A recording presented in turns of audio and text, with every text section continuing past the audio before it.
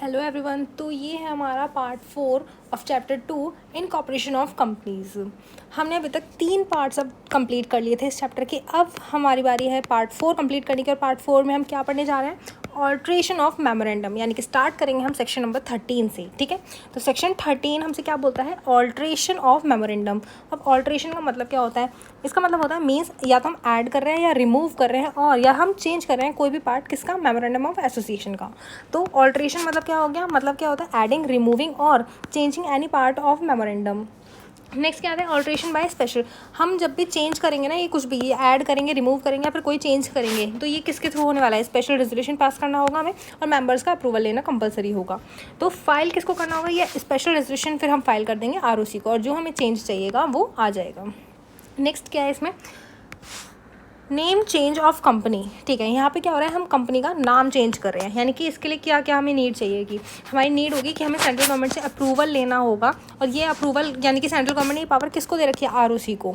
और अप्लाई करना होगा फॉर्म INC 24 को विद फ़ी। ठीक है, अब हम नेम कर रहे हैं चेंज, हम नाम चेंज कर रहे हैं कंपनी का। ठीक है, तो सेंट्रल गवर्नमेंट की अप्रूवल लेनी पड़ेगी। सेंट्रल गवर्नमेंट ने पावर किसको दे रखी है? कौन अप्रूव करेगा? आरओसी अप्रूव करेगा। लेकिन ये हमें INC 24 में फॉर्म फाइल करना होगा और फ़ी देनी पड़ेगी। उसके बाद हमारा नाम चेंज हो जाएगा।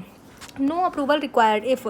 हमें इस अप्रूवल की रिक्वायर्ड कब नहीं होगी? अगर ओनली प्राइवेट इज़ एडेड और रिमूव। यानी कि हमारी कंपनी का नाम है XYZ कंपनी है हमारी, उसमें या तो हम प्राइवेट लगा रहे हैं, ठीक है, या इस प्राइवेट को हटा रहे हैं, तो हमें सेंट्रल गवर्नमेंट की अप्रूवल नहीं चाहिए होगी। One class of company is converted to another. एक कंपनी की क्लास दूसरी कंपनी की क्लास में कन्वर्ट हो रही है, उसके लिए भी हमें सेंट्रल गवर्नमेंट का अप्रूवल नहीं चाहिए। अगर name change can not be allowed if. नाम कब हम अलाउ नहीं कर सकते? अगर उसकी एनुअल रिटर्न या फाइनेंशियल फाइल नहीं हुई है, तो हम नाम चेंज करना उन्हें अलाउ नहीं करेंगे। और कंपनी अगर ओज करती है डिपॉजिट, डिबेंचर और इंटरेस्ट, तब भी कंपनी का नाम चेंज नहीं हो सकता। ठीक है, तो हमने क्या पढ़ा? कंपनी का नाम चेंज कब होगा? सेंट्रल गवर्नमेंट से अप्रूवल लेनी होगी, और सेंट्रल गवर्नमेंट की अप्रूवल के लिए किसको पावर डेलीकेटेड है? आरओसी को। कौन से फॉर्म में अप्लाई करना होगा? INC 24 को विद प्रिस्क्राइब्ड फीस। अप्रूवल कब रिक्वायर्ड नहीं होगा? अगर प्राइवेट हम ऐड कर रहे हैं, रिमूव कर रहे हैं, तो उस टाइम पे हमें उस टाइम पे अप्रूवल अलाउ नहीं होगा। या फिर अगर हम एक क्लास ऑफ कंपनी कन्वर्ट कर रहे हैं अनदर में, तब भी हमें अप्रूवल सेंट्रल गवर्नमेंट का नहीं चाहिए। लेकिन हम कब नाम चेंज नहीं कर सकते? जब कंपनी ने अपनी एनुअल रिटर्न और फाइनेंशियल स्टेटमेंट्स फाइल नहीं कर रखी है, कंपनी ने कुछ भी ओन कर रखा है, डिपॉजिट, डिबेंचर और इंटरेस्ट, उस टाइम पर भी हम कंपनी का नाम चेंज नहीं कर सकते। Name can be change after compliances. नाम चेंज जब भी होगा जब सारे कंप्लाइंसेज कंप्लीट हो जाएंगे। नेक्स्ट क्या आता है? रजिस्ट्रार की क्या क्या ड्यूटीज़ होती हैं नेम चेंज के टाइम पे? तो रजिस्ट्रार को अपडेट करना होता है अपने सारे रजिस्टर नए नाम के साथ, जिसमें कि फ्रेश इशू होता है सर्टिफिकेट ऑफ इनकॉर्पोरेशन INC 25 में। INC 24 में हमने नेम चेंज के लिए बोला, और INC 25 में हमें सर्टिफिकेट ऑफ इनकॉर्पोरेशन मिल गया फ्रेश न्यू। ठीक है, fresh issue. Change is valid. Change कब वैलिड होगा? Only after the certificate is issued. जिस टाइम पे सर्टिफिकेट इशू हो जाएगा, उस टाइम के बाद से नाम हम वैलिड जब भी माना जाएगा ये चेंज। नेक्स्ट पढ़ते हैं हम सेक्शन 13। अभी हमने क्या पढ़ा था? सेक्शन 13 में हमने क्या पढ़ा था? ऑल्ट्रेशन ऑफ मेमोरेंडम पढ़ा था। अब हम पढ़ रहे हैं सेक्शन 16। सेक्शन 16 में क्या दे रखा है? Rectification of name of company. ठीक है, अब हम रेक्टिफाई कर रहे हैं कंपनी का नाम। अगर रीजनल डायरेक्टर फाइंड करता है कि कंपनी का नाम आइडेंटिकल है या सिमिलर है किसी भी एग्जिस्टिंग नेम से, या फिर और रजिस्टर्ड ट्रेडमार्क है, तो फिर क्या होगा? Then company must change its name. Company को अपना नाम चेंज करना कंपलसरी हो जाएगा। Change must be done within 3 months of the order. जिस टाइम ये रीजनल डायरेक्टर ऑर्डर दे देगा, उसके 3 मंथ्स के अंदर अंदर कंपनी को वापस अपना नाम चेंज करना होगा। और company must pass an ordinary resolution to change it. Company को ऑर्डिनरी रेजोल्यूशन पास करना होगा अपना नाम चेंज करने के लिए। ठीक है, कंपनी या तो आइडेंटिकल नाम या कोई सिमिलर नाम या फिर रजिस्टर्ड ट्रेडमार्क का नाम यूज़ करती है at the time of incorporation, तो अगर रीजनल डायरेक्टर को पता चल गया, तो उसके 3 मंथ्स के अंदर अंदर कंपनी को वापस से अपना नाम चेंज करना होगा। उसके लिए कंपनी को क्या करना होगा? ऑर्डिनरी रेजोल्यूशन पास करना होगा अपना नाम चेंज करने के लिए। अगर trademark owner must apply for rectification with in 3 years of incorporation, name change और रजिस्ट्रेशन। ठीक है, यहाँ पे क्या होता है? यहाँ पे एक ओल्ड कंपनी है और एक है न्यू कंपनी। ठीक है, इसका नाम था XYZ। ठीक है, अब इसने क्या करा? इसने भी XYZ रख लिया। अब ये जो था ना, ये XYZ, ये था ट्रेडमार्क।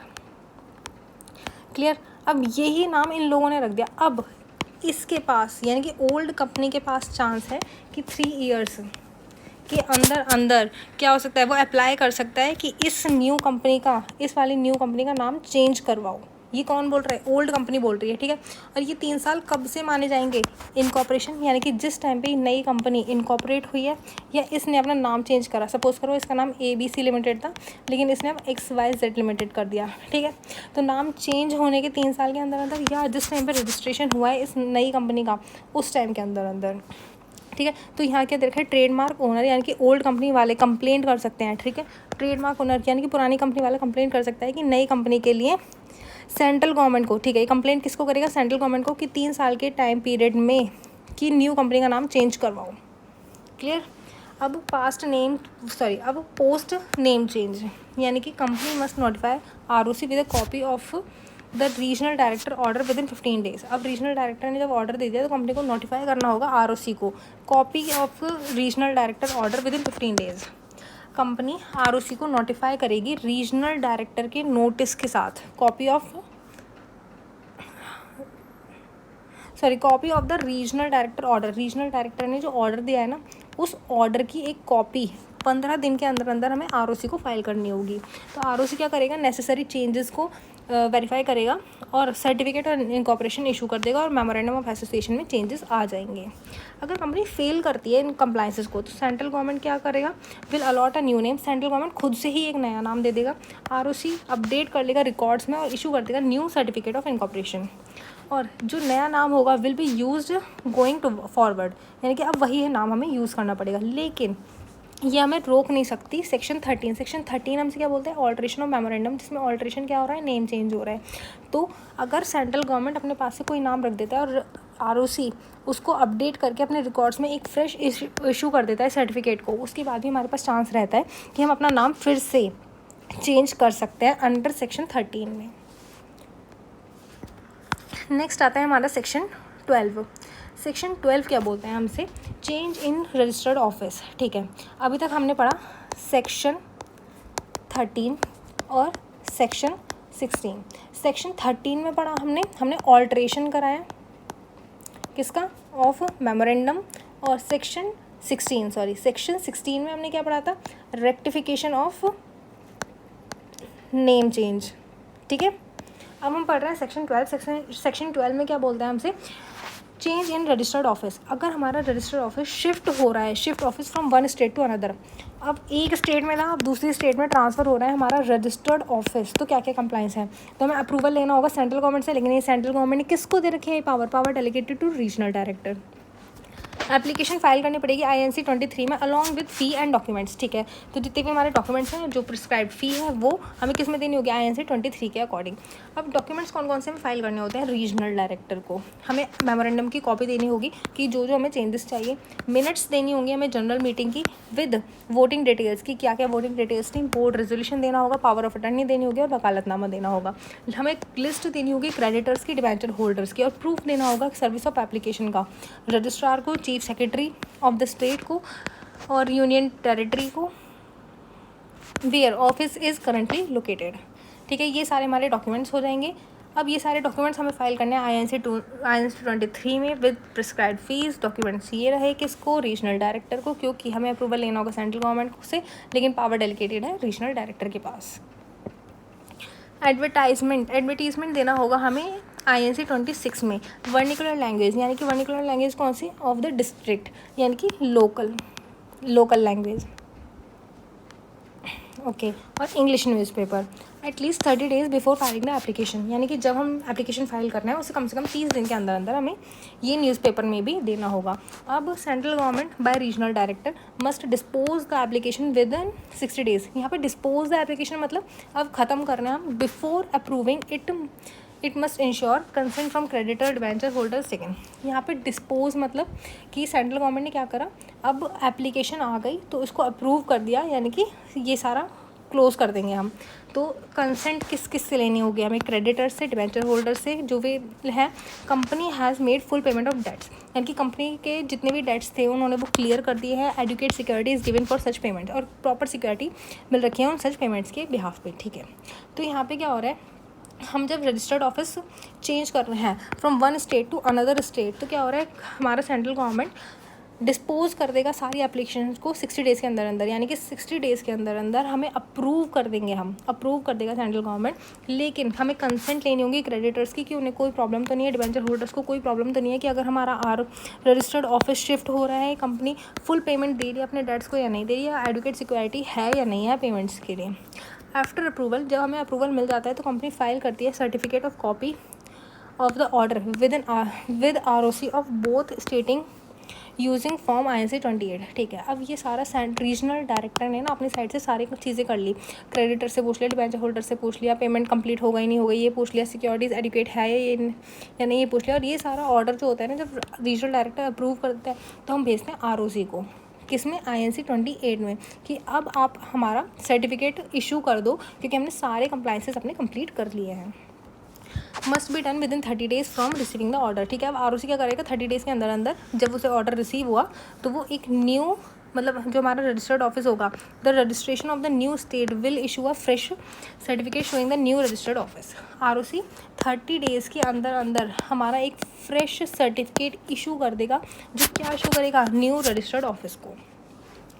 अब पढ़ते हैं सेक्शन 13। सेक्शन 13 क्या बोलते हैं, चेंज इन ऑब्जेक्ट क्लॉज। ठीक है, अब चेंज पढ़ रहे हैं, हमारे ऑब्जेक्ट में चेंज आ रहा है, यानी कि इफ़ कंपनी रेज मनी, अगर कंपनी मनी रेज कर रही है from public through prospectus and any amount is unutilised. ठीक है, तो क्या होगा, कंपनी क्या कर रही है, मनी रेज कर रही है किसके, प्रोस्पेक्टस के थ्रू, और कोई भी अमाउंट है वो अनयूटिलाइज्ड है, तो it can change its object, ये चेंज कर देगी object only by passing a special resolution through postal ballot. Company क्या करेगी, स्पेशल रेजोल्यूशन पास कर देगी थ्रू पोस्टल बैलेट, और एडवर्टीजमेंट दे देगी 2 न्यूज़पेपर में, इंग्लिश और वर्निकुलर मतलब लोकल न्यूज़पेपर, और अपनी वेबसाइट पे, अगर कंपनी की कोई वेबसाइट है तो उस पर भी वो बता देगी कि हम अपना ऑब्जेक्ट क्लॉज चेंज कर रहे हैं। ऑब्जेक्ट क्लॉज चेंज करने के लिए क्या चाहिए होता है, हमें स्पेशल रेजोल्यूशन पास करना होता है through postal ballot.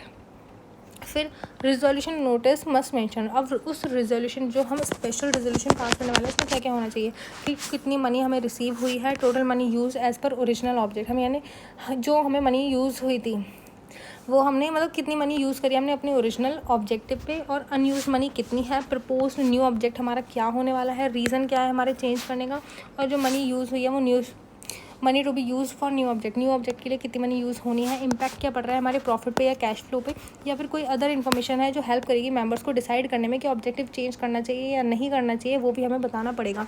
Where to get copy of resolution, कहाँ से कॉपी मिल सकती है हमें रेजोल्यूशन की, तो share holders who disagree must be given a chance to exit as per SEBI rules. जो शेयर होल्डर्स डिसएग्री करते हैं ना कि हमें ये चेंज नहीं करवाना, उनके पास मौका है, वो एग्जिट कर सकते हैं एज पर सेबी रूल्स के लिए। तो registrar must register the altered objective clause. ठीक है, अब रजिस्ट्रार क्या करेगा, ऑब्जेक्टिव क्लॉज को वो कर देगा, ऑल्टर कर देगा विद इन कितने दिनों के अंदर, with in 30 days of filing the special resolution. जिस दिन हमने स्पेशल रेजोल्यूशन फाइल किया है उसके 30 डेज़ के अंदर अंदर रजिस्ट्रार ऑल्टर कर देगा हमारे ऑब्जेक्टिव क्लॉज को। नेक्स्ट आता है हमारा alteration take effect only after registration with the ROC। ठीक है, ऑल्ट्रेशन कब से स्टार्ट होगा, जब रजिस्ट्रेशन हो जाएगा ROC के पास से। अगर कोई कंपनी लिमिटेड बाय गारंटी है और जिसके पास शेयर कैपिटल नहीं है और वो tries to give someone profit rights, वो कोशिश करिए कि अब किसी और को प्रॉफिट राइट्स दे देंगे विदाउट बीइंग अ मेंबर, तो सच प्रोविजन वॉइड हो जाएगा वो। ये होता है हमारा चेंज इन ऑब्जेक्टिव क्लॉज। ठीक है, नेक्स्ट क्या आता है हमारा सेक्शन 14। सेक्शन 14 क्या बताता है, ऑल्ट्रेशन ऑफ आर्टिकल्स। ठीक है, हमने पढ़ा था section 13 alteration of memorandum, section 13 के बाद 14 आ गया हमारा ऑल्ट्रेशन ऑफ आर्टिकल्स। ये company can alter its article by passing a special resolution. बहुत सिंपल बात है, आर्टिकल ऑफ एसोसिएशन में चेंज लाना है तो हम क्या कर देंगे, पास कर देंगे special resolution. In the MOA is if the MOA is silent, अगर मेमोरेंडम ऑफ एसोसिएशन साइलेंट है, the matters can be covered in AOA। अगर जो हमें चेंज करना है, ऑल्ट्रेशन करना है, वो MOA में कवर नहीं है तो वो किस में कवर हो जाएगा, AOA में। If the change converts a public company into a private company, अगर कोई कंपनी पब्लिक कंपनी से प्राइवेट कंपनी में चेंज हो रही है तो उसको किसका अप्रूवल चाहिए, सेंट्रल गवर्नमेंट का अप्रूवल चाहिए, और application must be made to regional director in E-Form RD1। Central government ना कुछ भी काम नहीं करता, सेंट्रल गवर्नमेंट अपनी पावर डेलीकेट कर देता है किस में, आरओसी को या फिर रीजनल डायरेक्टर को, यानी कि सेंट्रल गवर्नमेंट के बिहाफ पे कौन लोग काम करेंगे, या तो आरओसी काम करेगा या फिर रीजनल डायरेक्टर काम करेगा। जब हम पब्लिक कंपनी से प्राइवेट कंपनी में कंपनी कन्वर्ट करा रहे हैं उस टाइम पे सेंट्रल गवर्नमेंट का अप्रूवल चाहिए होता है, लेकिन पावर डेलीगेट किसको है, रीजनल डायरेक्टर को। तो हमें जो अप्रूवल चाहिए होगा ना, हम एप्लीकेशन फाइल करेंगे किसको, रीजनल डायरेक्टर को, किसमें RD1 फॉर्म में within 60 days of passing a resolution. हमने स्पेशल रेजोल्यूशन पास कर दिया, उसके 60 डेज़ के अंदर अंदर हमें RD1 फाइल करना होगा रीजनल डायरेक्टर को। अब डॉक्यूमेंट्स कौन कौन से रिक्वायर्ड होंगे, यानी कि हमें ड्राफ्ट करना होगा memorandum of association, article of association with proposed changes, यानी कि क्या क्या चेंजेस आ रहे हैं उसके बेसिस पे। मिनट्स देनी होंगी हमें जनरल मीटिंग के, जिसमें वोटिंग डिटेल्स देनी होगी, और नेम ऑफ डिसेंटर्स, डिसेंटर्स मतलब यानी कि ऑब्जेक्टर्स, जिन जिन लोगों को प्रॉब्लम है उनके बारे में। बोर्ड रेजोल्यूशन पास होगा, power of attorney authorising the application होगा, डिक्लेरेशन होगा की मैनेजर पर्सन का ऑन लीगल कंप्लाइंसेस, यानी कि डिक्लेयर कौन करेगा, बाय की manager person on legal compliances. Important note दे रखा है कि अगर प्राइवेट कंपनी है और वो ऑल्टर कर रही है अपना article of association, no longer follows private company rules, तो अब प्राइवेट कंपनी क्या हो रहा है, वो चेंजेस ला रही है, लेकिन वो प्राइवेट कंपनी के जो रूल्स थे ना वो फॉलो नहीं कर रही। तो हम क्या मान लेंगे कि अब वो प्राइवेट कंपनी नहीं रही, कब से, आफ्टर सच ऑल्ट्रेशन, जिस दिन ऑल्ट्रेशन हो गया हम सीज यानी कि रोक देंगे, stop to be a private company, अब वो प्राइवेट कंपनी नहीं रही।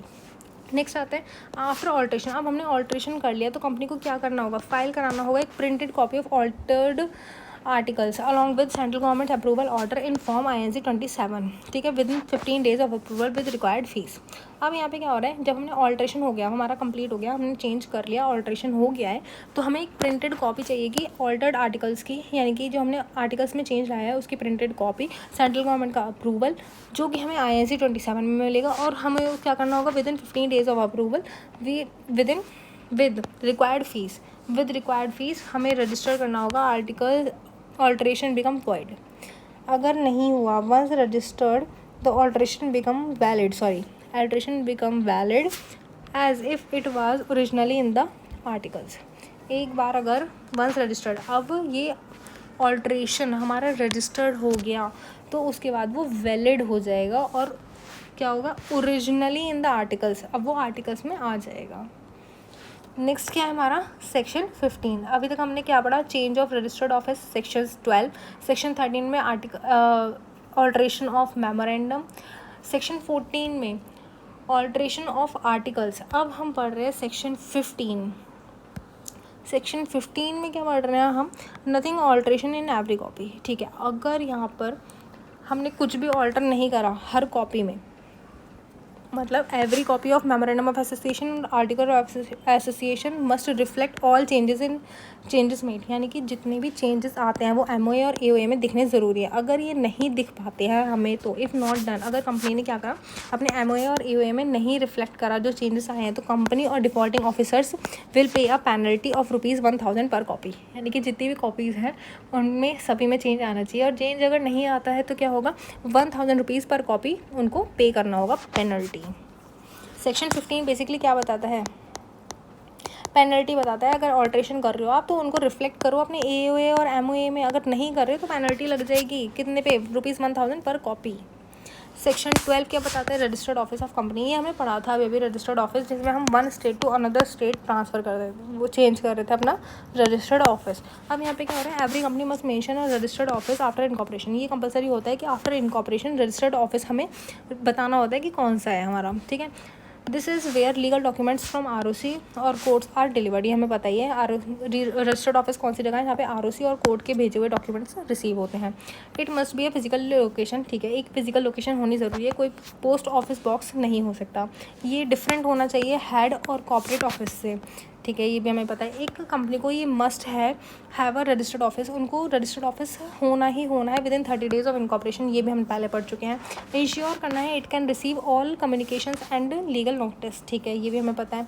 ऑल्सो वेरीफाई द एड्रेस, हमें वेरीफाई करना होगा एड्रेस को with ROC with in 30 days using proper documents, ये हमने अभी पहले पॉइंट में ही पढ़ा था यहाँ पे कि with in 30 days of incorporation registered office हमें बताना पड़ेगा, ठीक है। अगर IFSC पब्लिक या प्राइवेट कंपनी की बात करें तो यहाँ पे जो हम 30 डेज़ की बात करें ना, वो 30 डेज़ नहीं माना जाएगा, वो माना जाएगा 60 डेज़।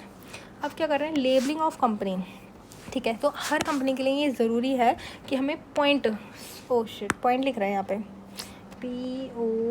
ठीक है। हमें क्या करना है, पॉइंट और अफिक्स करना है it's name and registered office address, ठीक है। हर जो भी कोई on every office place it operates in, मतलब हर कंपनी के लिए ये कंपलसरी होगा कि उसका जो रजिस्टर्ड ऑफिस है उसका एड्रेस हमें अफिक्स करना होगा या पॉइंट करना होगा हर जगह पे, यानी कि हमारे जितने भी ऑफिस हैं या प्लेस ऑफ ऑपरेशन हो रहे हैं ना वहाँ पे ये क्लियर और विजिबल होना चाहिए in the local language if different, ठीक है। अगर हम किसी और स्टेट में और वहाँ की लोकल लैंग्वेज कुछ अलग है तो हमें उसी लैंग्वेज में लिखना चाहिए। और have its name engraved on its company seal if any, अगर कंपनी की कोई सील है इनग्रेव्ड कराना चाहिए हमें कंपनी रजिस्टर्ड ऑफिस का एड्रेस। प्रिंट होना चाहिए following on all the documents, ठीक है। नाम, registered office address, CIN, corporate identification number, phone, fax, email, website और letter head, bills, notice etcetera, इन सभी जगह पर प्रिंट होना चाहिए हमारा रजिस्टर्ड ऑफिस का address. Print name on hundis, promissory notes, bill of exchange etcetera, इन सब पे प्रिंट होना चाहिए नाम, ठीक है। नोट क्या दे रखा है, if the company change its name in last 2 years, ठीक है। कंपनी चेंज कर रही है अपना नाम लास्ट 2 ईयर्स में तो उसको मेंशन करना ज़रूरी है, पुराना और नया नाम एक साथ, ठीक है। इफ़ आएगा यहाँ पर, इफ़, ठीक है, सही कर लेना, सॉरी, हाँ। इफ़ इट्स अ OPC, अगर ये OPC कंपनी है तो इसको लिखना पड़ेगा 1 person company next to its name, यानी कि 1 पर्सन, एक कंपनी है XYZ उस कंपनी का नाम है और ये 1 पर्सन कंपनी है तो इसको 1 पर्सन कंपनी लिखना मैंडेटरी है। अब क्या आता है, notice of change and verification to registrar.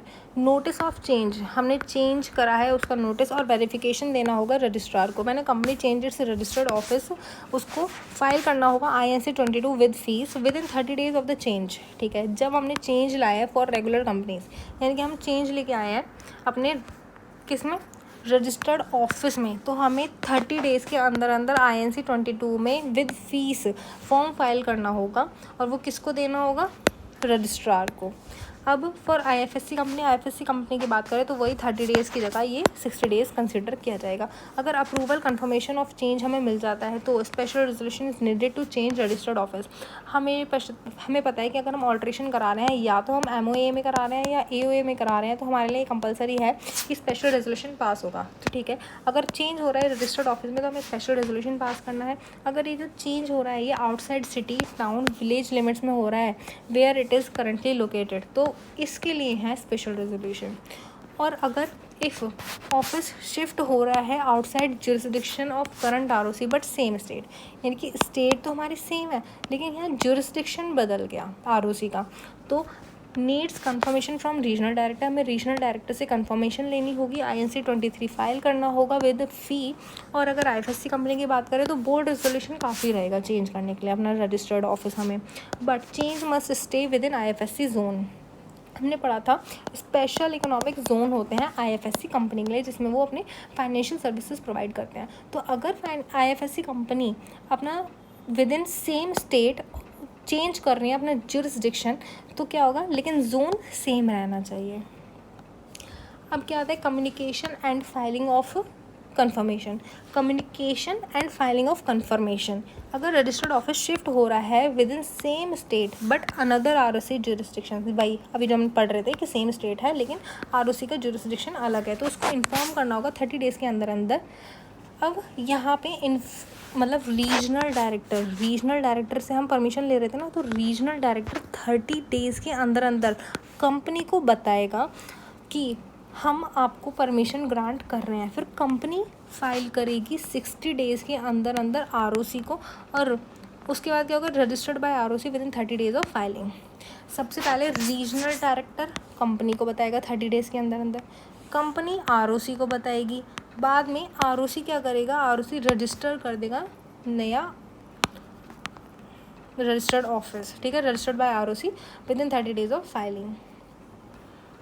The certificate issue bye ROC, फिर उसके बाद ROC सर्टिफिकेट इशू कर देगा, वही फाइनल प्रूफ माना जाएगा कि अब all rules have been followed. ROC में फिजिकली वेरीफाई करेगा ऑफिस को, इफ़ नॉट इन यूज़, अगर वो यूज़ में नहीं है या नॉन कंप्लाइंट है तो पेनल्टी लग जाएगी। और एवरी रिमूव और रिमूव भी कर सकता है कंपनी के नाम अपने रिकॉर्ड्स में से। और पेनल्टी किस किस पे लगेगी? फॉर डिफ़ॉल्ट फ़ाइन लगेगा 1000 per day, maximum 1 lakh rupees. यानी कि उस रजिस्टर्ड ऑफिस में कोई भी काम नहीं हो रहा तो पेनल्टी लग जाएगी, और पेनल्टी हर दिन पे लगेगी 1000 रुपीज़। मैक्सिमम कितना जा सकता है? 1 lakh rupees on company and officer if this fail to comply. किस किस पे पेनल्टी लगेगी? कंपनी और ऑफिसर दोनों पे लगेगी। ओके अब ये हम एक चार्ट में समझते हैं। अगर चेंज करना है हम प्लेस ऑफ रजिस्टर्ड ऑफिस, अगर विद इन अ सिटी है तो हमें बोर्ड रेजोल्यूशन पास करना है और आरओसी को नोटिस देना है 30 डेज़ के अंदर अंदर।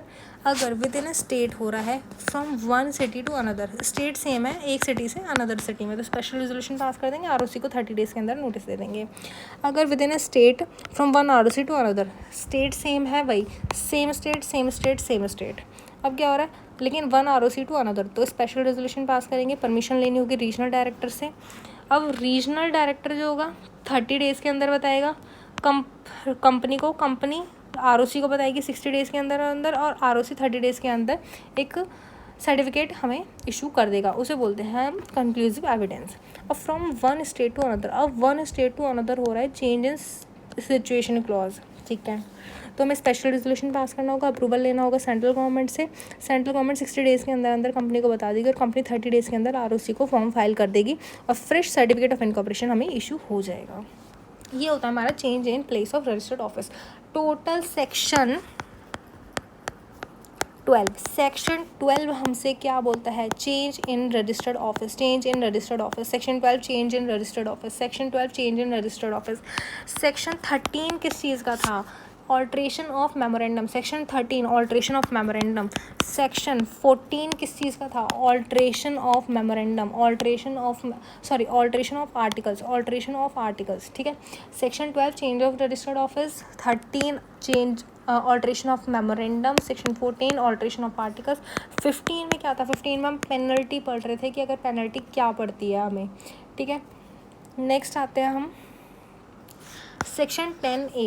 सेक्शन 10A क्या होता है? कमेंसमेंट ऑफ बिजनेस, यानी कि अब हम अपना बिजनेस स्टार्ट कर सकते हैं। कमेंसमेंट मतलब स्टार्ट करना है हमें, तो ये अप्लाई किस किस पे होता है? जो कंपनी इनकॉर्पोरेट हुई होती हैं आफ्टर कंपनीज अमेंडमेंट ऑर्डिनेंस 2019 और जिनके पास शेयर कैपिटल होती है, ठीक है। तो कंडीशंस क्या लगती हैं स्टार्ट करने के लिए अपना बिजनेस या बोरोइंग? कि रजिस्टर्ड ऑफिस को वेरीफाई करना होगा, registered office verification must be filed with ROC, ठीक है। रजिस्टर्ड ऑफिस का वेरिफिकेशन की 30 डेज़ के अंदर अंदर जब हमने कंपनी इनकॉर्पोरेट करी उसके 30 डेज़ के अंदर अंदर हमने रजिस्टर्ड ऑफिस इनकॉर्पोरेट तो कर लिया है। और डिक्लेरेशन बाय डायरेक्टर, यानी कि in form 20A with in 180 days of incorporation, तो डायरेक्टर का डिक्लेरेशन भी ज़रूरी होता है जो कि वेरीफाई करा जाता है बाय या तो CS या CA या CMA। कंफर्म करना होता है कि हर सब्सक्राइबर ने अपने सारे पैसे दे दिए हैं शेयर्स के। If the company needs regulatory approval from RBI SEBI except, अगर कंपनी ऐसा काम कर रही है जिसके लिए हमें RBI या SEBI की या जो भी कोई अदर रेगुलेटरी अप्रूवल चाहिए होते हैं वो नीड है तो वो अप्रूवल लेने पड़ेंगे। अटैच करना होगा हमें अप्रूवल डिक्लेरेशन के साथ। अगर कंप्लाइंस नहीं हो रहा है यानी कि नॉन कंप्लाइंस या फिर पेनल्टी लग रही है तो वो क्या हो जाएगी? अगर ये सारे काम नहीं हो पाए तो कंपनी के ऊपर 50,000 रुपीज़ का फ़ाइन लग जाएगा, और जो डिफ़ॉल्टिंग ऑफिसर हैं उनके ऊपर लगेगा 1000 रुपीज़ पर डे, और मैक्सिमम जा सकता है 1 लाख रुपीज़ तक। अगर डिक्लेरेशन हम फाइल ना करें 180 डेज़ के अंदर तो क्या होगा? तो रजिस्ट्रार अज्यूम कर लेगा कि कंपनी अपना काम नहीं कर रही है, यानी कि बिज़नेस रन ही नहीं हो रहा है। 180 डेज़ के अंदर अंदर अगर डिक्लेरेशन फाइल नहीं होती है तो फिर रजिस्ट्रार ये अज्यूम कर लेगा कि बिज़नेस नहीं चल रहा है, और रजिस्ट्रार क्या करेगा? स्टार्ट कर देगा अपनी प्रोसेस कि अब जो रजिस्टर है वहाँ से कंपनी का नाम हटा दिया जाए। ये this can happen along with penalty, ये पेनल्टी भी लगेगी और कंपनी का नाम हट भी जाएगा। अब आते हैं हम सेक्शन 18 पे। सेक्शन 18 में क्या होता है कि कन्वर्जन ऑफ कंपनीज़ पढ़ते हैं हम। कंपनी एक कंपनी से दूसरी कंपनी में कन्वर्ट हो जाती है, यानी कि एक registered company can convert into another class, यानी कि प्राइवेट से वो पब्लिक कंपनी बन गई है। तो उसके लिए हमें क्या करना होगा? अगर कंपनी कन्वर्ट हो रही है वन कंपनी से अनदर कंपनी में तो उसको ऑल्टर करने होंगे अपने मेमोरेंडम ऑफ एसोसिएशन और आर्टिकल ऑफ एसोसिएशन, ठीक है। अब ये हमने पढ़ ही लिया कि ऑल्ट्रेशन कैसे कैसे होता है, ठीक है। अब एप्लीकेशन फॉर कंपनी कन्वर्जन, कौन कौन सी एप्लीकेशन लगती हैं? मैंने company wants to convert to another class under section 18, तो उसको अप्लाई करना होगा रजिस्ट्रार को, हमें रजिस्ट्रार को अप्लाई करना होगा। रजिस्ट्रार चेक करेगा कि सारे रूल्स फॉलो हो रहे हैं या नहीं हो रहे, और उसके बाद वो क्लोज़ कर देगा पुराना रजिस्टर और एक नया सर्टिफिकेट ऑफ इनकॉर्पोरेशन इशू कर देगा। सिंपल सी बात है, एक कंपनी से हमें दूसरी कंपनी में कन्वर्ट कराना है तो हमें क्या करना होगा? ऑल्टर करने होंगे अपने MOA AOA और जितने भी जो हमारा रजिस्ट्रार है वो चेक करेगा कि सारे रूल्स एंड रेगुलेशंस फॉलो हो रहे हैं नहीं हो रहे हैं। अगर वो फॉलो हो रहे हैं तो वो पुराना रजिस्ट्रेशन कैंसिल करके एक new certificate of incorporation issue कर देगा। Conversion does not erase, conversion erase नहीं करेगा जो पुराने डेट्स थे, हमारे कॉन्ट्रैक्ट थे, लीगल ऑब्लिगेशंस थे कंपनी के साथ। कंपनी क्या कर रही है यहाँ पे, कंपनी कन्वर्ट हो रही है ना one company to another company, तो ये सारी चीज़ें चेंज नहीं होती, ये तो कंपनी के साथ ही चलती रहेंगी। The company remain the same entity only it's class has change. ठीक है, तो सिर्फ उसकी क्लास चेंज हुई है, कंपनी रिमेन तो सेम एंटिटी तो वही रही ना, सिर्फ उसकी क्लास ही तो चेंज हुई है। तो जितने भी उसके पास्ट डेट्स थे, कॉन्ट्रैक्ट थे और लीगल ऑब्लिगेशंस थे वो फिर भी उसी तरीके से चलते रहेंगे। अब आता है हमारा सेक्शन 19। सेक्शन 19 क्या बोलता है कि सब्सिडरी कंपनी कभी भी होल्ड नहीं कर सकती शेयर्स होल्डिंग कंपनी के।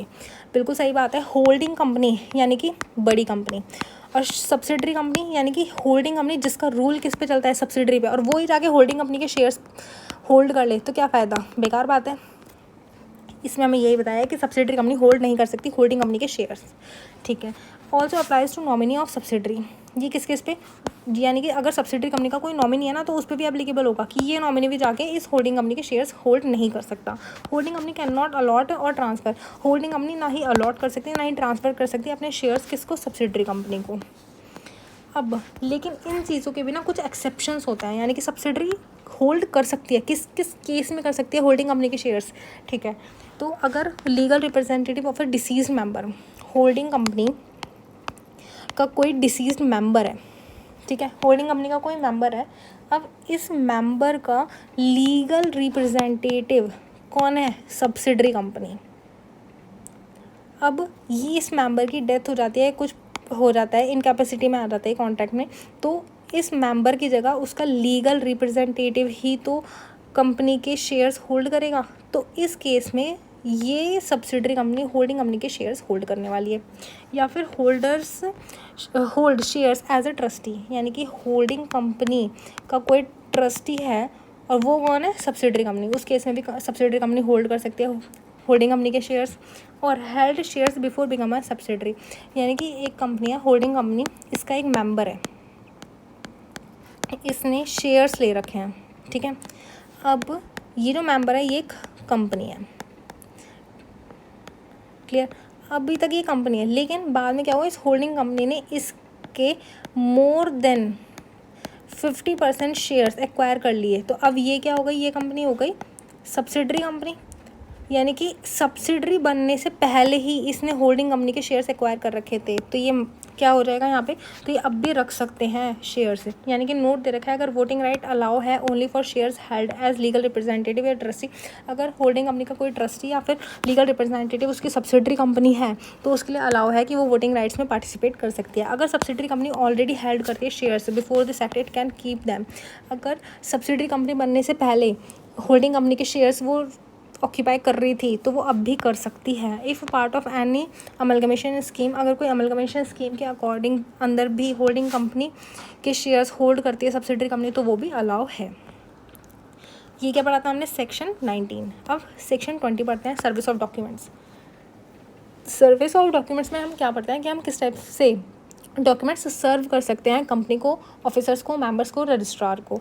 तो it covers how documents to be send, किस तरीके से डॉक्यूमेंट्स सेंड होने चाहिए, किसको, कंपनी और इट्स ऑफिसर। अगर हमें कंपनी या उसके ऑफिसर्स को डॉक्यूमेंट्स भेजने हैं तो हम किस तरीके से भेजेंगे, तो documents can be send by registered post, speed post, courier, या हम रजिस्टर्ड ऑफिस के गेट पे ही वहीं छोड़ के आ जाएंगे, इलेक्ट्रॉनिक मोड और अदर एज प्रिस्क्राइब्ड।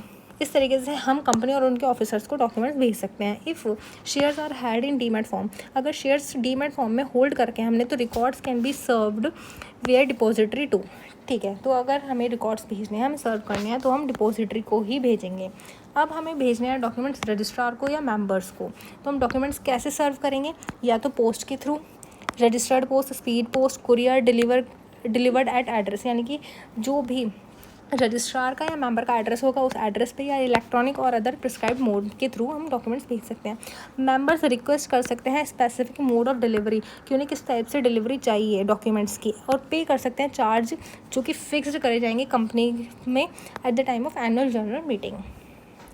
अब पढ़ते हैं अभी हमने सेक्शन 20 में ही पढ़ा था ये कि सर्विस ऑफ डॉक्यूमेंट्स क्या होता है। अब सेक्शन 20 का ही ये पार्ट है कि मोड ऑफ डिलीवरी कैसे होती है, यानी कि कुरियर में हो सकती है वो, या फिर इलेक्ट्रॉनिक ट्रांसमिशन इंक्लूड कर सकते हैं, जैसे इलेक्ट्रॉनिक ट्रांसमिशन हो सकता है। अब कुरियर में क्या हो जाएगा कि एनी सर्विस दैट डिलीवर, कोई भी ऐसी सर्विस जो डिलीवर करती है और गिव्स प्रूफ ऑफ डिलीवरी, और जो प्रूफ ऑफ डिलीवरी की हमने डिलीवरी करी है उसका प्रूफ भी देती है, उसे बोलते हैं हम कुरियर।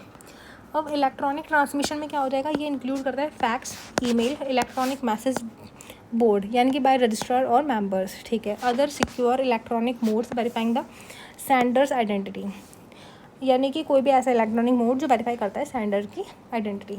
अब when is post considered deliver, किस टाइम पे पोस्ट हम कंसिडर करेंगे कि डिलीवर हो चुका है।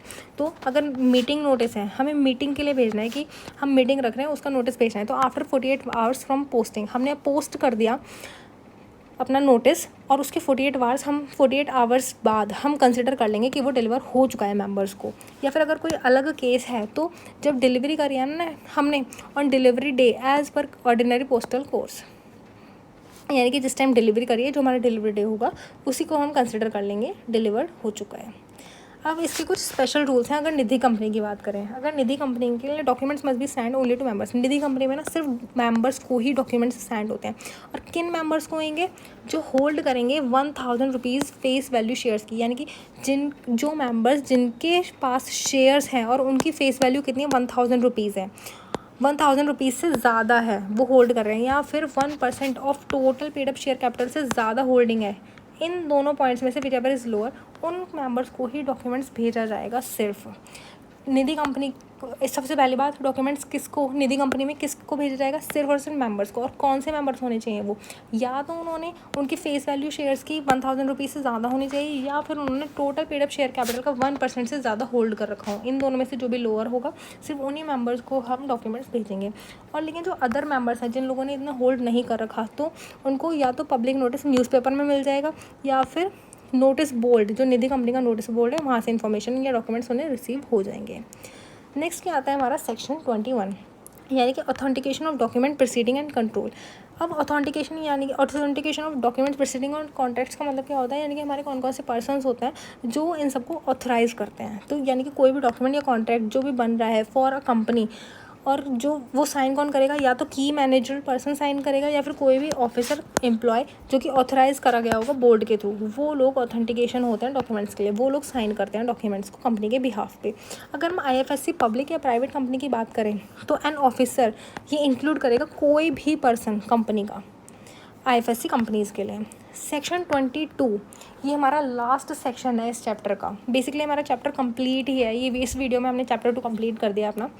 जिस किसी ने भी अभी तक वीडियो लाइक नहीं करी है वो लाइक कर दो, सब्सक्राइब करो, जिससे नेक्स्ट पार्ट आप लोगों को जल्दी से जल्दी मिले। ये वीडियो कंप्लीट कर लेंगे हम चैप्टर 2, इसके बाद हम करेंगे चैप्टर 3 पे काम। कोशिश करूँगी कि चैप्टर 3 हम 1 वीडियो में ही कवर कर ले, जिससे हमारा टाइम बचे। लेकिन चैनल को सब्सक्राइब करो, जिससे चैप्टर 3 के आते ही आप लोगों को पता चल जाए। सेक्शन 22 क्या बोलते हैं हमसे, execution of bills, hundis, promissory notes, ठीक है। These are made, accepted, drawn और एंड्रोस, ठीक है। तो ये सब क्या होते हैं, एक्सेप्ट करे जाते हैं, ड्रॉन करे जाते हैं और एंड्रोस करे जाते हैं on the behalf of company.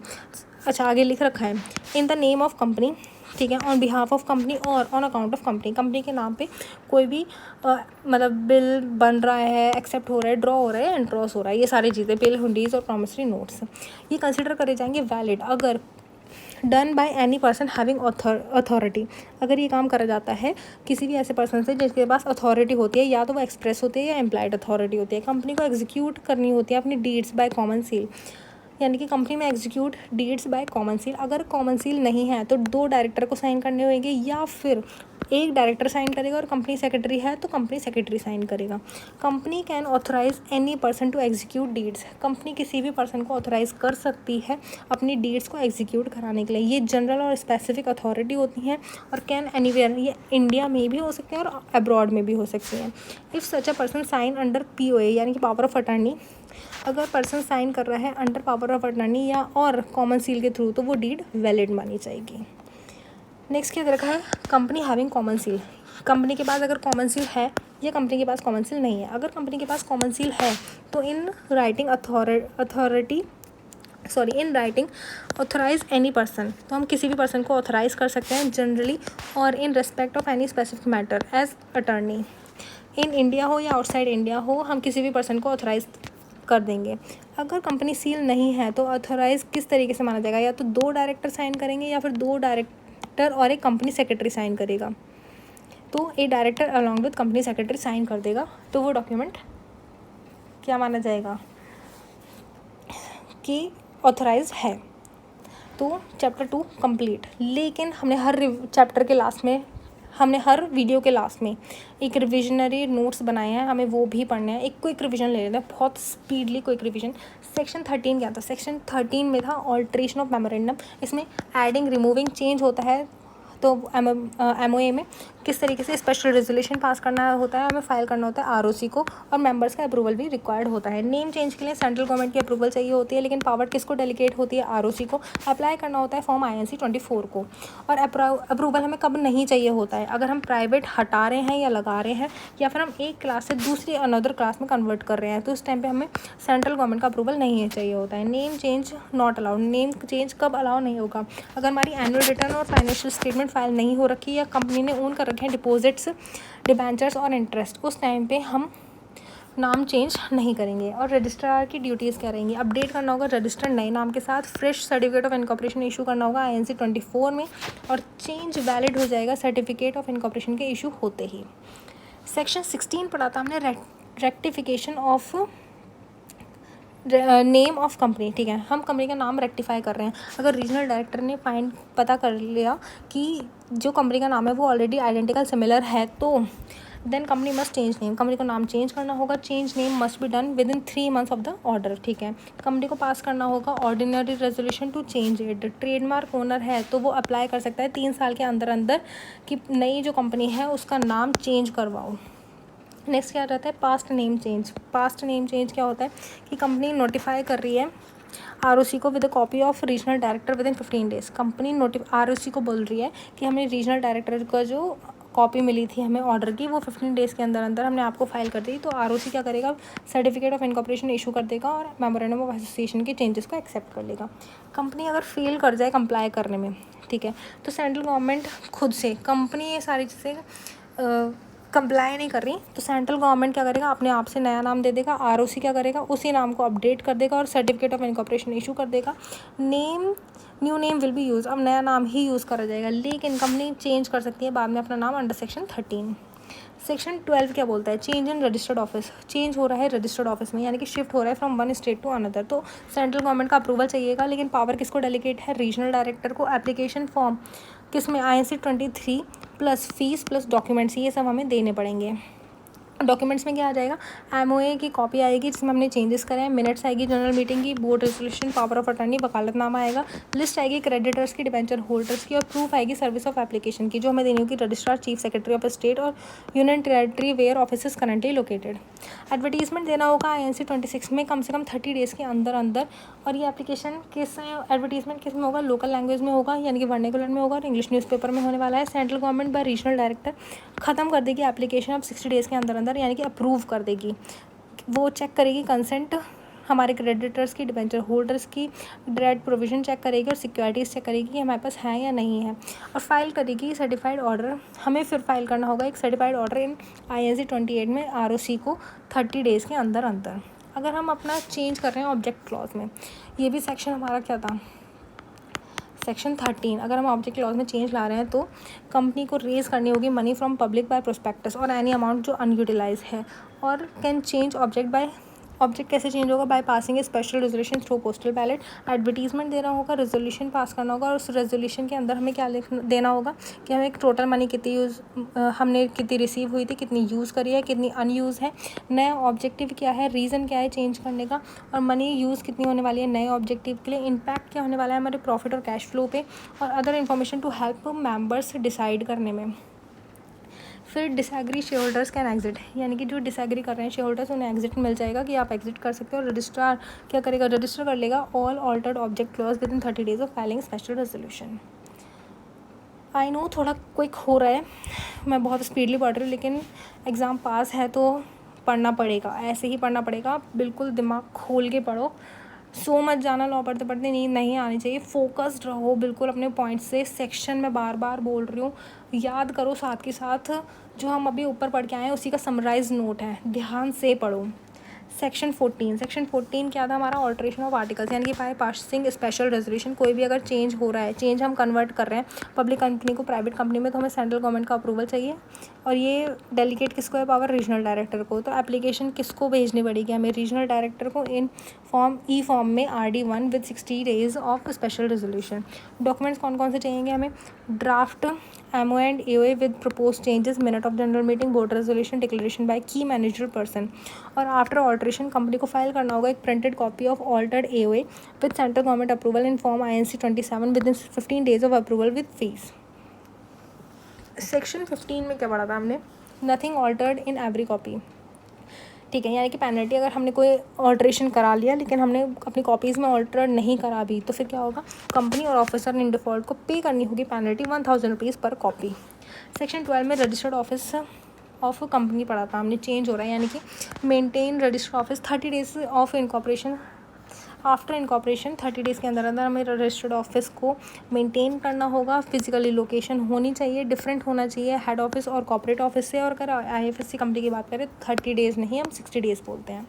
Name change और वेरिफिकेशन टू रजिस्ट्रार, हमें फाइल करना होगा form INC 22 with fees within 30 days of change. Special resolution require करता है change of registered office, special resolution is required to change registered office outside city. देखो, अगर outside city town village limits के अंदर अंदर सिर्फ ROC change, वो registered office change हो रहा है, तो सिर्फ स्पेशल रेजोल्यूशन पास करो सिर्फ।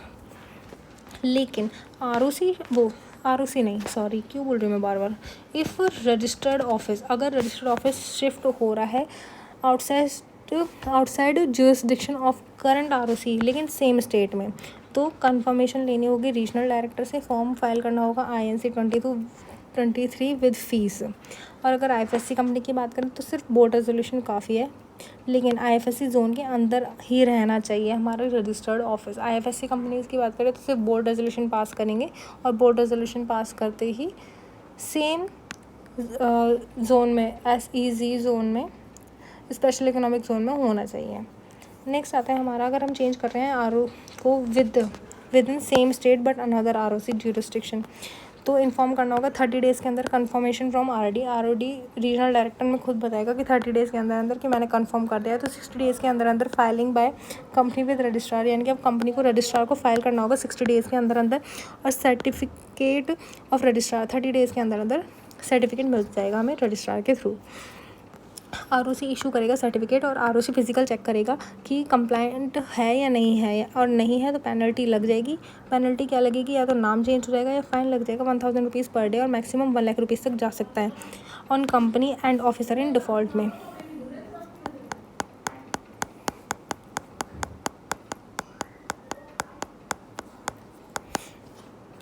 Change in place of registered office, ये पूरा चार्ट हमने अभी पढ़ा था, ठीक है, तो दोबारा टाइम वेस्ट नहीं करते हम, इसमें आगे बढ़ते हैं।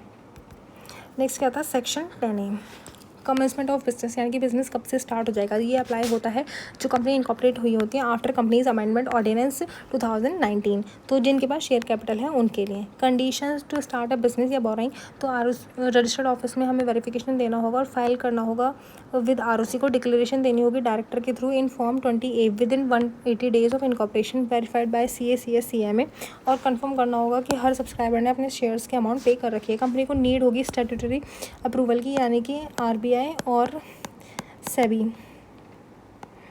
एक्सेट्रा, ये और भी अथॉरिटीज़ हो सकती हैं, सबसे हमें डिक्लेरेशन चाहिएगा। अगर ये सब नहीं हो पाता है तो हमें पेनल्टी लग जाएगी। पेनल्टी कितने की लगेगी, कंपनी को 50,000 रुपीज़ को, और डिफॉल्टिंग ऑफिसर्स को 1000 रुपीज़ पर डे, और जो कि मैक्सिमम जा सकती है 1 लाख रुपीज़ तक।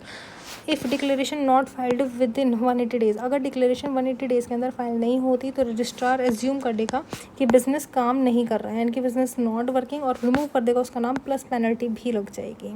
सेक्शन 18 में हमने पढ़ा था conversion of companies already registered, ठीक है, यानी कि बेसिकली कन्वर्जन ऑफ कंपनीज। तो registered company can convert into another class, यानी कि private to public by altering MOA और AOA।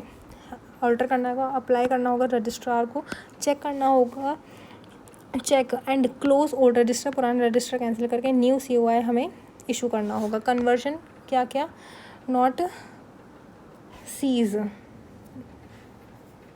ये क्या है? Conversion not erase. Okay sorry, ढंग से लिख देती हूँ, ऐसे मेरे खुद ही समझ नहीं आया। ठीक है, conversion does not erase past debts contract legal obligation. उसको कन्वर्जन जो होगा वो इन सबको इरेज नहीं करेगा, लेकिन कंपनी सेम रहेगी, सिर्फ उसकी क्लास चेंज हुई है। सेक्शन 19 में पढ़ा था हमने, सब्सिडरी कंपनी होल्ड नहीं कर सकती होल्डिंग कंपनी के शेयर्स, तो ये अप्लाई होता है नॉमिनी ऑफ सब्सिडरी कंपनी में। और होल्डिंग कंपनी अलॉट नहीं कर सकती, ट्रांसफ़र नहीं कर सकती अपने शेयर्स सब्सिडरी कंपनी को। लेकिन इसके एक्सेप्शंस भी पड़े थे कि किस किस केसेस में सब्सिडरी कंपनी होल्ड कर सकती है होल्डिंग कंपनी के शेयर्स। तो वो किस किस में, अगर लीगल रिप्रेजेंटेटिव है डिसीज मेंबर की होल्डिंग कंपनी के और होल्ड कर रही है वो शेयर्स एज ए ट्रस्टी, या फिर होल्ड कर रही है share before becoming a subsidiary, तो उस टाइम पे ये होल्ड कर सकती है।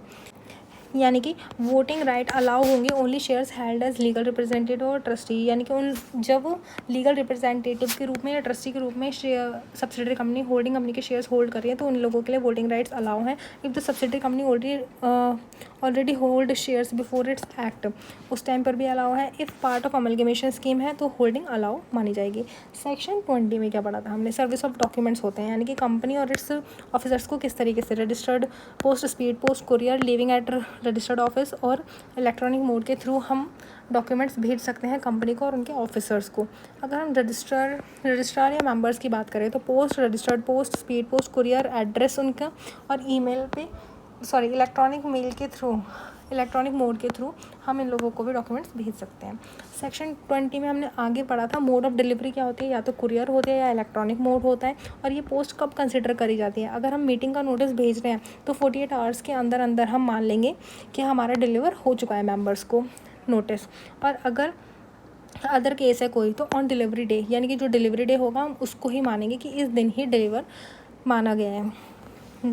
स्पेशल रूल क्या दे रखा है निधि कंपनी के लिए कि डॉक्यूमेंट्स किसको भेजे जाएंगे? मेंबर्स को। और वो कौन कौन से मेंबर्स होंगे? यानी कि जो होल्ड कर रहे हैं 1000 रुपीज़ की फेस वैल्यू ऑफ शेयर्स से ज़्यादा, या फिर होल्ड कर रहे हैं 1% of total paid up share capital से ज़्यादा। इन दोनों में से जो भी लोअर अमाउंट होगी सिर्फ उन्हीं मेंबर्स को हम डॉक्यूमेंट्स भेजेंगे। लेकिन जो अदर मेंबर्स हैं वो डॉक्यूमेंट्स कैसे देखेंगे? या तो वो पब्लिक नोटिस जो न्यूज़पेपर में आएगा उसमें देख सकते हैं, या फिर जो नोटिस बोर्ड होगा निधि कंपनी का वहाँ आके देख सकते हैं। फिर आता है हमारा सेक्शन 21, यानी कि authentication of documents, proceedings and contracts. इसमें क्या है, ये डॉक्यूमेंट्स साइन कौन करेगा? या तो की मैनेजर पर्सन करेगा, या फिर ऑफिसर्स या एम्प्लॉयज़ जो होंगे जो ऑथराइज होंगे बाय कंपनी वो साइन करेंगे।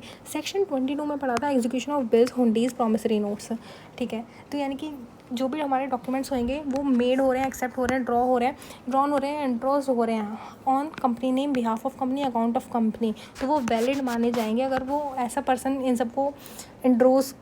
पर्सन इन लोगों को एग्जीक्यूट कर रहा है जिसके पास अथॉरिटी है। यानी कि एक कंपनी एग्जीक्यूट डीड्स, अगर कंपनी के एग्जीक्यूट डीड के पास कॉमन सील है तो या तो कॉमन सील लग जाएगी, अगर कॉमन सील नहीं है तो 2 डायरेक्टर के साइन होने चाहिए, अगर 2 डायरेक्टर के साइन भी नहीं हो रहे तो कम से कम 1 डायरेक्टर और 1 कंपनी सेक्रेटरी का साइन होना चाहिए। ये इंडिया में भी हो सकता है या अब्रॉड में भी हो सकता है। अब लास्ट आता है इसका कंपनी हैविंग कॉमन सील, यानी कि कंपनी के पास कॉमन सील अगर है तो क्या करेगी, वो कॉमन सील लगा देगी whether in India outside India, और अगर नहीं है तो या तो 2 डायरेक्टर साइन करेंगे, या फिर अगर कंपनी के पास कंपनी सेक्रेटरी है तो 1 डायरेक्टर और 1 कंपनी सेक्रेटरी साइन करेगा। इसी के साथ हमारा चैप्टर 2 कंप्लीट। अब चैप्टर 3 पढ़ना है हमें। चैप्टर 3 के लिए चैनल को सब्सक्राइब करो, वीडियोस को लाइक करो, किसी को कोई डाउट आ रहा है तो कमेंट करो, किसी को स्पीड फास्ट लग रही है तो मुझे बताओ, मैं थोड़ा धीरे पढ़ाऊँगी, लेकिन पढ़ लो, एग्ज़ाम आ रहा है। नेक्स्ट वीडियो मैं जल्दी अपलोड करूँगी, पढ़ लो बस, इसके आगे मुझे कुछ नहीं कहना। कोई भी प्रॉब्लम आ रही है कमेंट सेक्शन में बताओ, रिवर्ट मिलेगा, ऐसा नहीं है कि रिवर्ट नहीं मिलेगा। मैं कोशिश करती हूँ कि स्टूडेंट्स को एज़ सून एज़ पॉसिबल उन लोगों को रिवर्ट मिल जाए जिससे वो कहीं स्टक ना रह जाए। ठीक है, तो मिलते हैं चैप्टर 3 के साथ नेक्स्ट वीडियो में। Thank you.